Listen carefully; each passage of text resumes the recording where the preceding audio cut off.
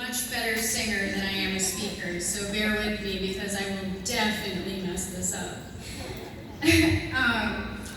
However, I am so grateful for this opportunity to speak in front of so many people during these trying times. Before I get into it, I'd like to express my appreciation for the Riverside staff members who have changed my life for the better. I'd like to thank Mr. Moe for everything he has given to me and my family over the years and the special interest he has taken in my education. Riverside truly will not be the same without you. I'd also like to thank my junior and senior English teachers, Mrs. O'Shea and Mr. Borthwick, not only for teaching me and supporting me for the time that they've known me, but for opening my mind and forcing me to think independently. You both have treated me as an adult and as an equal, and because of that, I have learned to value my own opinion, and I am overall more excited to be alive. Additionally, I think it is fair to say that without Mrs. McDermott, I would not have the confidence to be up on the stage speaking in front of you all. So thank you, Mrs. McDermott, for giving me the self-assurance I needed to stand tall no matter who may be watching. To say that 2017 through 2020 have been rough years for America would be a massive understatement. The majority of our high school careers have been underscored by incredible tragedy and loss. If you'd like, please join me in a moment of silence dedicated to the Americans we have failed to protect in the past few years. 17 students died in the Parkland shooting because a mentally unstable 18-year-old boy was able to legally obtain a firearm. Since the beginning of this year, 3 innocent African-American citizens were murdered by members of the police force, and we are only halfway through the year.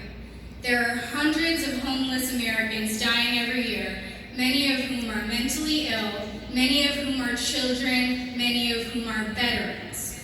Thousands of Americans are dying of coronavirus while some of us refuse to wear a mask into CVS. Let us take a quiet moment to honor their lives and acknowledge their deaths as we pray to prevent more of them in the future.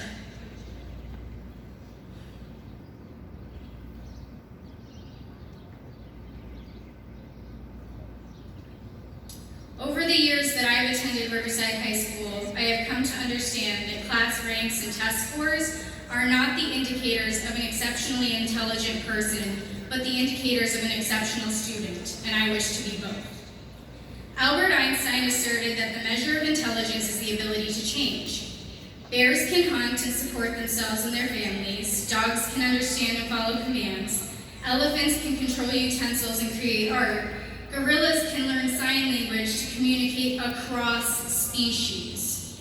These are all qualities humans associate with intelligence. Can you support a family? Can you follow orders? Are you creative? Do you communicate well? But what truly separates us from the rest of the animal kingdom? Self-awareness. Some may argue that this in itself makes us less intelligent than other animals because we recognize the damage our actions inflict and we continue to behave that way. We were given one planet to live on, yet we are destroying it. We are born to one life, yet we waste it chasing desk jobs. We purport to be one nation, united under God, yet we are killing each other. Today, we are no longer high school students. We are citizens of the United States and of the world. We may live freely, we may own property, we may pursue happiness. Some of us may anyway. Others may never be treated well enough to pursue their happiness. Others may be denied jobs due to race, religion, sexual orientation, mental illness, or gender. Others may bathe in the gutters and shelter under bridges because they may not own property. Others may be killed in broad daylight in front of a crowd of onlookers after a quick trip to the grocery store. I implore you now to remember the American spirit. The American Revolution perpetuated the idea that no one person or group of people should overbear another. The systems originally drafted to prevent that from occurring are currently failing. Capitalism was put in place to prevent government interference and unfairness within our economy. Yet the top 1% of the population has managed to accumulate 90% of the wealth. Our laws appear to outlaw discrimination on paper, yet many are inherently discriminatory in practice. Law enforcement is meant to protect the innocent people, while in reality we are putting firearms in the hands of people without the proper screening, testing, and training to ensure every innocent citizen's safety. Martin Luther King was scared as he led the civil rights movement that Americans had forgotten their true patriotic roots, that he was integrating his people into a burning house. As we now gain the right to vote and to petition and to lobby, remember that these are not rights, they are privileges. Remember that we were all created equal and that our true rights are to life, liberty, and happiness.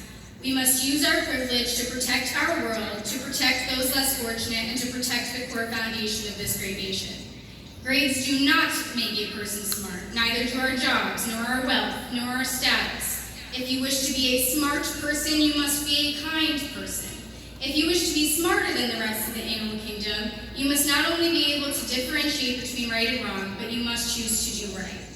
We are no longer high school students. There are no cliques anymore, only haves and have-nots. If you are the person who has, if you have more than you could need, be the kind of person who has and gives, rather than the kind who has and asks what more he can have. I am proud to declare myself a graduate of the class of 2020. I don't know all of you personally, but I choose to believe that we are all capable of good. Anyone can sit idly by. Anyone can be comfortable in their own privileges. Make yourselves uncomfortable for the sake of those who are constantly struggling. Be the generation that speaks out against injustice. Be the generation who values love, peace, and equality for all. Be the generation that changes this world for the better. I'd be sad to watch everyone go their separate ways if I were not so excited to see where you all end up. Do something important. Do something for someone other than yourself. Strive to make America great. If anyone can do it, it is us. When we lay our hands upon our hearts and pledge allegiance to our flag, we must also pledge allegiance to each other. We must vow to serve and protect each other in every way that we can. In the words of Martin Luther King, if America has become a burning house, then we must become firemen.